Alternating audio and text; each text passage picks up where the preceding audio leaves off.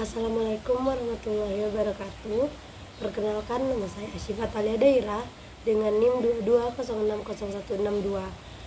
Video ini saya buat untuk memenuhi mata kuliah Ekonomi Pembangunan 2. Baiklah, pada video ini saya akan menjelaskan mengenai perumusan kebijakan pembangunan serta peranan pasar dan negara dan masyarakat.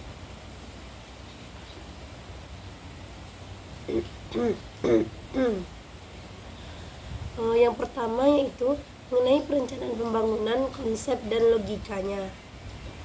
Mistik perencanaan pada dasawarsa awal setelah Perang Dunia Kedua dan dekolonisasi, pencapaian pembangunan ekonomi tercermin dalam perencanaan pembangunan yang hampir secara universal diterima oleh rute yang paling meyakinkan dan tepat sasaran menuju kemajuan ekonomi. Sehingga era 1980-an hanya orang di perumusan dan kembang yang mempertanyakan kelayakan dan kecocokan perubahan menjadi penerapan perencanaan pembangunan nasional. Perencanaan telah menjadi gaya hidup dalam kementerian pemerintahan, dan setiap 5 tahun lebih perencanaan pembangunan terbaru dan dengan begitu terbaru pada perencanaan nasional secara luas diyakini memberikan mekanisme kelembagaan dan organisasional yang penting dan mungkin satu-satunya untuk mengatasi hambatan utama pembangunan dan menjamin tingkat pertumbuhan ekonomi yang tinggi dan berkelanjutan. Untuk mengejar ketertinggalan dari para penjajahnya, negara-negara miskin diyakinkan bahwa mereka memerlukan perencanaan ekonomi, perencanaan nasional yang menyeluruh.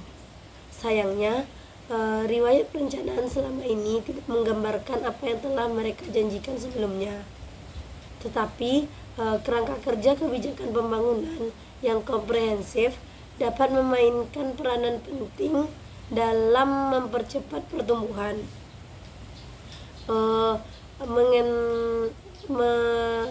mengempaskan serta menghentikan kemiskinan. Selanjutnya yaitu mengenai hakikat perencanaan pembangunan. Perencanaan ekonomi atau economic planning bisa kita artikan sebagai upaya-upaya yang dilakukan secara sengaja oleh pemerintah untuk mengordinasikan pembuatan keputusan ekonomi dalam jangka panjang serta untuk mempengaruhi, mengarahkan, dan dalam beberapa kasus tertentu juga untuk mengendalikan tingkat pertumbuhan variabel-variabel ekonomi dari suatu negara seperti pendapatan konsumsi, penyerapan tenaga kerja, investasi, tabungan, ekspor, impor, dan sebagainya, demi tercapainya tujuan-tujuan pembangunan yang telah ditetapkan sebelumnya. Sebuah rencana ekonomi pada dasarnya adalah serangkaian target ekonomi kuantitatif tertentu yang harus dicapai dalam kurun waktu tertentu dengan menerapkan strategi yang tepat untuk mencapai target-target tersebut. Rencana ekonomi dapat bersifat komprehensif dan parsial. Sebuah rencana komprehensif menetapkan target-target yang meliputi seluruh aspek dari perekonomian nasional. Kemudian perencanaan parsial hanya meliputi bagian tertentu dari ekonomi nasional, sektor industri seperti pertanian, sektor publik, sektor luar negeri, dan sebagainya. Terakhir itu mengenai proses perencanaan sendiri dapat digambarkan sebagai pelaksanaan di mana pemerintah pertama-tama memilih sasaran sosial, kemudian menetapkan berbagai target, dan akhirnya menyusun kerangka kerja implementasi, koordinasi, dan pemantauan rencana pembangunan. Para pendukung perencanaan ekonomi bagi negara-negara berdalih bahwa perekonomian pasar tidak dapat dikendalikan dan memang sering menyebabkan negara-negara yang bersangkutan mengalami dualisme ekonomi. Pasar yang tidak stabil investasi yang rendah dari sektor-sektor utama serta lapangan kerja yang rendah. Secara khusus mereka mengklaim bahwa ekonomi pasar tidak diarahkan untuk operasional utama dari negara-negara miskin. Mobilitas sumber daya yang terbatas sedemikian rupa akan menghadirkan perubahan struktural yang diperlukan untuk pertumbuhan yang berkelanjutan dan seimbang bagi perekonomian secara menyeluruh. Kemudian perencanaan dengan sedemikian itu mulai diterima sebagai sarana yang penting dan inti dalam memandu dan mempercepat pertumbuhan ekonomi di hampir semua negara berkembang. Perencanaan dalam negara-negara berkembang dengan sistem perekonomian campuran. Sebagian besar rencana pembangunan telah dirumuskan dan dilaksanakan dalam kerangka kerja perekonomian campuran negara-negara berkembang. Perekonomian ini dicirikan dengan adanya kelembagaan di mana sebagian sumber daya produktif dimiliki dan dioperasikan secara pribadi serta sebagian lagi dikuasai oleh sektor publik. Proporsi kepemilikan dan kendali kedua sektor tersebut bervariasi dari satu negara ke negara lainnya. Tidak satu pihak pun yang bisa dikatakan terisolasi dari pihak lainnya. Namun, perekonomian campuran seringkali ditandai dengan adanya kepemilikan dan kendali pemerintah dalam jumlah yang substansial. Sektor swasta di negara berkembang biasanya meliputi 4 bentuk kepemilikan pribadi tradisional, dan ada satu bentuk lagi yang mulai mengemuka. Pertama, sektor subsisten tradisional terdiri dari usaha pertanian berskala kecil dan toko kerajinan tangan yang menjual sebagian produknya ke pasar lokal.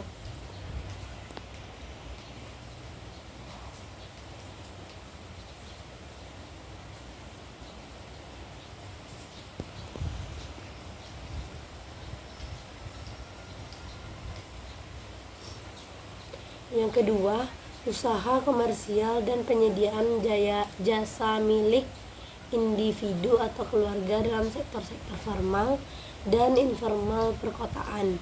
Yang ketiga, perusahaan komersial yang berukuran menengah dalam bidang pertanian, industri, perdagangan, dan pengangkutan yang dimiliki dan dioperasikan oleh wira swastawan lokal.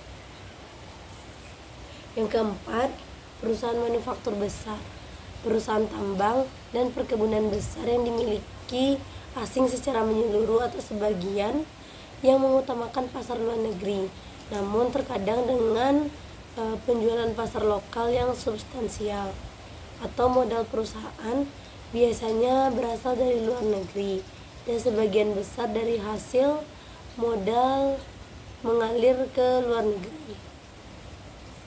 Yang kelima, perusahaan yang relatif besar dan jumlahnya terus bertambah, berbasis domestik, dikelola dan dimiliki oleh pihak lokal, dan seringkali terdaftar di bursa efek nasional di negara-negara seperti Brazil, Rusia, India, dan Cina, tetapi lebih sering terdapat di negara-negara berpendapatan menengah ketimbang berpendapatan rendah dan jarang sekali di negara-negara maju.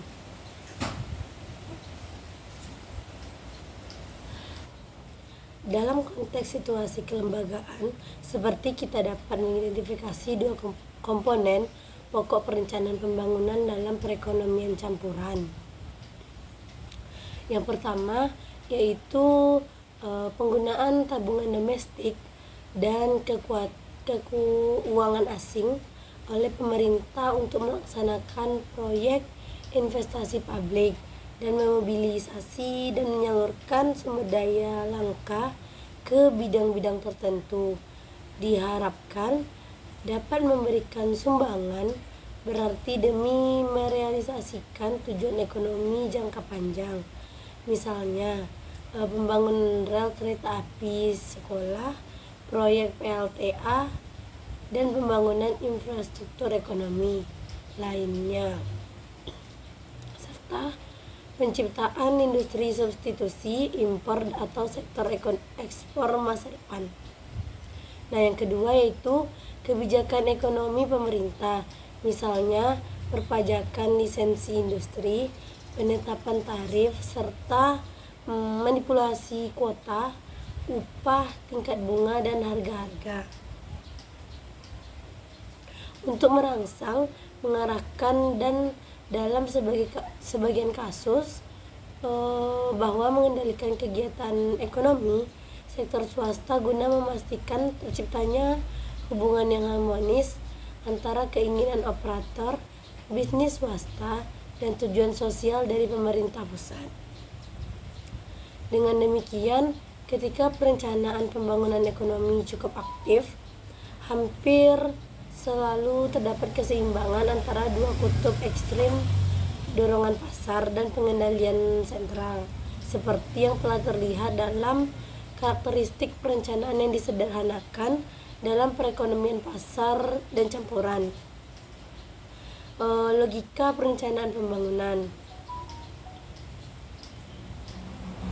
Penerimaan awal terhadap perencanaan secara luas sebagai alat pembangunan dilandasi oleh sejumlah argumen ekonomi dan kelembagaan fundamental. Dari berbagai argumen ini, kita dapat membahas 4 argumen yang paling sering dikemukakan. Kegagalan pasar di negara berkembang dihinggapi oleh berbagai ketidaksempurnaan struktur dan operasi. Pasar komoditas dan faktor produksi sering dikelola dengan buruk dan keberadaan harga yang terdistorsi seringkali berarti bahwa produsen dan konsumen merespon sinyal dan insentif ekonomi yang kurang mencerminkan biaya real bagi masyarakat atas berbagai barang, jasa, dan sumber daya. Oleh karena itu, diyakini bahwa pemerintah berperan penting dalam mengintegrasikan pasar memodifikasi harga dan memodifikasi harga.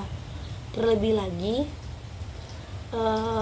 kegagalan pasar untuk menetapkan harga faktor produksi secara tepat diasumsikan mengakibatkan adanya disparitas bruto antara penilaian sosial dan swasta dari proyek investasi alternatif. Sehingga tanpa adanya campur tangan pemerintah, pasar akan menghasilkan misalokasi sumber daya pada saat ini dan di masa depan, atau paling tidak menghasilkan alokasi sumber daya yang tidak memenuhi kepentingan sosial dalam jangka panjang. Argumen kegagalan pasar atau market failure ini mungkin merupakan alasan yang paling sering diajukan atas peranan pemerintah yang luas di negara-negara dunia ketiga. Berbagai macam kegagalan pasar dan pemerintahan telah dibahas dalam beberapa hal sebelumnya, tetapi ada 3 bentuk umum kegagalan pasar yang dapat kita amati. Yang pertama yaitu pasar tidak bisa berfungsi dengan baik atau tidak ada pasar sama sekali. Terdapat pasar tetapi tidak menghasilkan alokasi sumber daya yang efisien dan pasar. Proses perencanaan ada beberapa model pasar. Kemudian 3 tahapan perencanaan model perencanaan. Yang pertama, yang paling dasar, yang paling sering digunakan di semua negara berkembang adalah model pertumbuhan agregat. Model ini menggambarkan keseluruhan perekonomian yang diwakilkan oleh sekumpulan variabel makroekonomi. Terdapat yang dianggap sangat penting dalam menentukan tingkat dan laju pertumbuhan output nasional. Kemudian tabungan investasi, persediaan modal, ekspor impor, bantuan luar negeri, dan sebagainya.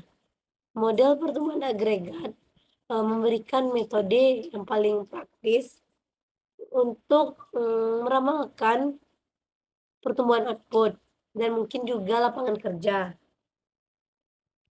Dalam periode ketiga hingga kelima, hampir semua model demikian mencerminkan sedikit varian dari model dasar Harrod-Domar yang ada dibahas di materi sebelumnya.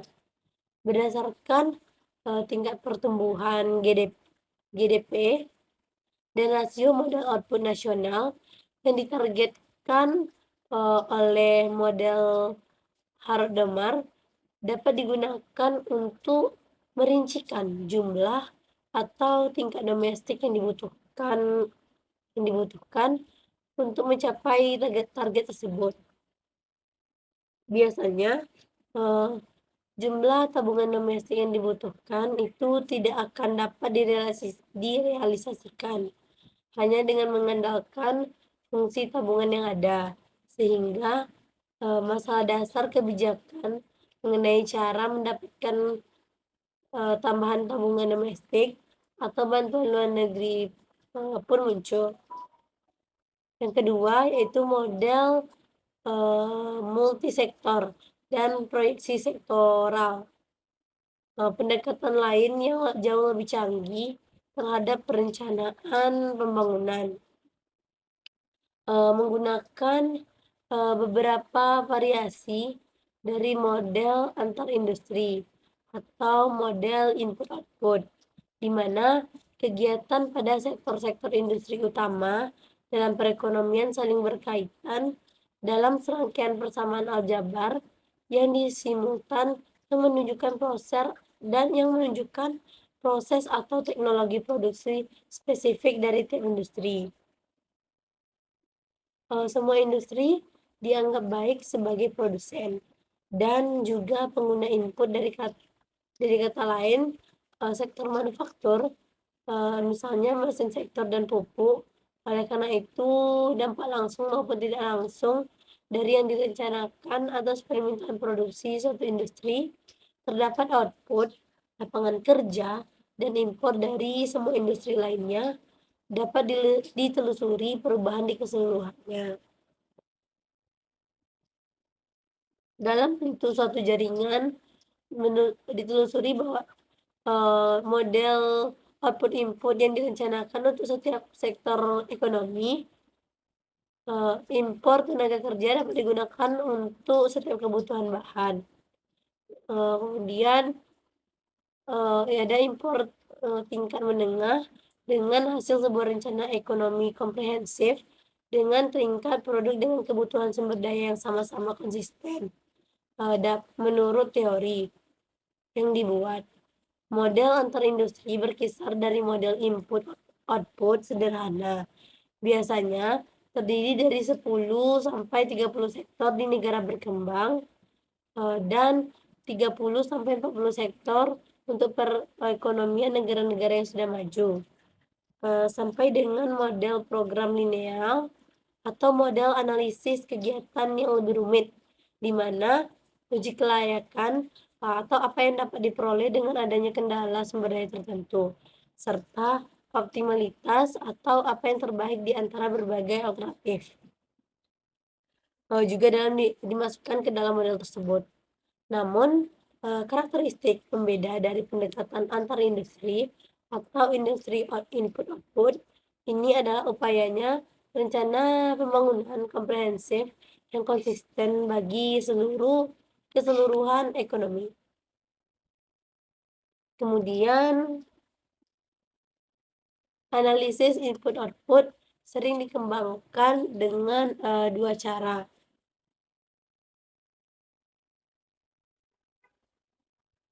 Yang pertama, dengan memperhitungkan daya pembayaran faktor produksi, sumber-sumber pendapatan rumah tangga, dan pola konsumsi barang oleh rumah tangga di antara berbagai kelompok sosial, seperti rumah tangga pedesaan dan perkotaan. Maka, terciptalah sebuah sistem neraca sosial ekonomi atau SNSE SE SNSI, Social Accounting Metric SAM. SAM dilengkapi dengan menambahkan data dari database sistem transaksi nasional, neraca pembayaran, dan arus dana. Seringkali ditambahkan juga dengan data hasil survei rumah tangga ke tabel input-output dasar. Oleh sebab itu, ini merupakan sebuah deskripsi kuantitatif yang komprehensif dan terinci mengenai keterkaitan dalam sebuah perekonomian dalam waktu tertentu, menjadikannya perangkat yang sangat sesuai untuk mengevaluasi dampak dari kebijakan pembangunan alternatif. Ini juga bagi banyak negara kini dapat ditemukan secara online atau daring. Juga sering dikembangkan lagi dengan menggunakan model equilibrium umum yang dapat dihitung atau biasa disebut dengan uh, computable general equilibrium, yang mengasumsikan bahwa rumah tangga memaksimalkan utilitasnya dan perusahaan memaksimalkan keuntungannya. Nah, fungsi utilitas atau permintaan ini dapat dan produksi diasumsikan atau diperkirakan dengan menggunakan data nasional. Dampak yang diakibatkan oleh suatu kebijakan kemudian disimulasikan dengan menggunakan program komputer standar. Pendekatan CGA ini lebih rumit dari SIM, tetapi pendekatan ini menunjukkan pembuat kebijakan untuk mempertimbangkan kemungkinan reaksi dari konsumen dan perusahaan terhadap kebijakan alternatif yang sedang dipertimbangkan. Alih-alih berasumsi bahwa mereka akan berperilaku seperti pada masa sebelum kebijakan baru ditetapkan. Analisis biaya, manfaat analisis ekonomi di mana biaya pribadi dan yang aktual dan potensial dari suatu keputusan ekonomi dibandingkan terhadap manfaat pribadi dan sosial aktual dan potensial mikroekonomi pemerintah yang terbatas, didasarkan pada teknik analisis yang disebut dengan penilaian proyek atau project appraisal. Namun, hendaknya hubungan intelektual dan operasional antara ketiga teknik perencanaan utama hubung diabaikan. Model pertumbuhan makro menyusun strategi secara luas. Ini tidak dipengaruhi input-output dan memastikan adanya serangkaian struktural yang konsisten secara internal, dan penilaian proyek dirancang untuk memastikan terciptanya perencanaan proyek individual yang efisien dalam setiap sektor. Konsep dasar dan metodologi penelitian proyek tertumpu pada yang teori dan praktek analisis biaya, manfaat atau cost benefit analysis. Biasanya juga digunakan di Amerika Serikat dan negara maju lainnya. Gagasan dasar analisis biaya manfaat analisis biaya manfaat itu sederhana untuk menentukan nilai proyek yang melibatkan pengeluaran publik atau pada proyek di mana kebijakan publik berperan penting untuk menimbang keuntungan atau manfaat atau juga kerugian dan biayanya bagi masyarakat secara keseluruhan. Kebutuhan akan analisis biaya manfaat sosial ini muncul karena standar profitabilitas komersial yang biasa menjadi panduan keputusan.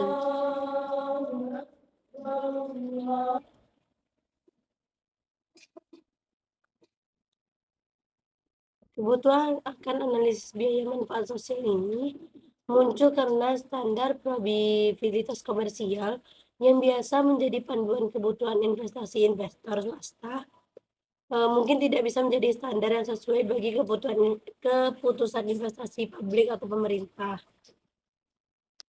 Investor swasta memiliki kepentingan dalam, memaksimalkan laba pribadi, sehingga biasanya hanya akan memperhitungkan variabel yang mempengaruhi laba bersihnya, yaitu, penerimaan dan pengeluaran. Baik penerimaan maupun pengeluaran dinilai berdasarkan harga input dan output yang berlaku di pasar. Titik tolak analisis biaya manfaat sosial adalah bahwa analisis ini tidak menerima argumen bahwa penerimaan aktual sebagai ukuran nyata dari manfaat sosial atau pengeluaran aktual merupakan ukuran nyata dari biaya sosial. Bukan hanya harga, pasar aktual sering kali berbeda dari nilai realnya. Tetapi investor swasta juga tidak memperhatikan dampak eksternal keputusan mereka ini. Eksternalitas tersebut bisa cukup besar dan membawa berbagai dampak yang luas. Dengan kata lain, apabila manfaat dan biaya sosial berbeda dengan manfaat dan biaya pribadi, maka keputusan investasi yang hanya didasarkan pada kepentingan profitabilitas komersial mungkin akan dipandang sebagai keputusan yang salah dari sudut pandang kesejahteraan masyarakat, yang seharusnya menjadi perhatian utama pemerintah. Meskipun penilaian sosial mungkin sangat berbeda dengan penilaian pribadi, praktik analisis biaya manfaat didasarkan pada asumsi bahwa perbedaan-perbedaan tersebut dapat disesuaikan untuk kebijakan pemerintahan, sehingga perbedaan antara manfaat dan biaya sosial akan menggambarkan profitabilitas sosial yang sesuai, seperti halnya perbedaan antara penerimaan dan pengeluaran aktual mengukur profitabilitas pribadi dari suatu investasi.